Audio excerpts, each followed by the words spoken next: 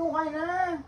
Maliligo daw ako, sabi ang basis ko. Pero nakatingin na naman ako dito sa isda na to. Di ko alam kung anong gagawin. Gusto ko silang pakainin. Ayan na. Ilabas ko na ang PO1 na feeds nila. At ewan ko ba, ang hirap buksan.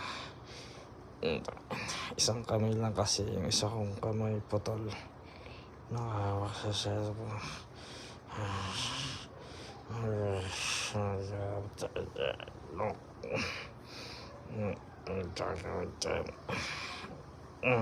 Buksan ko rin ng walang iya.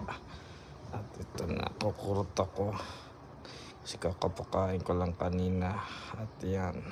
Sunod na kayo mga alagad. Sunod kayo mga alagad. At yan na nga. Ito na ang iyong hapunan.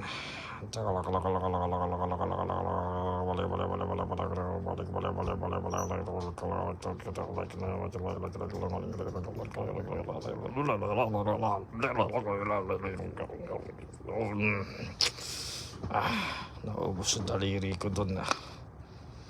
Pero mukhang masaya naman sila sa konting rasyon na yan. At ayan na. Mukhang masaya nga sila.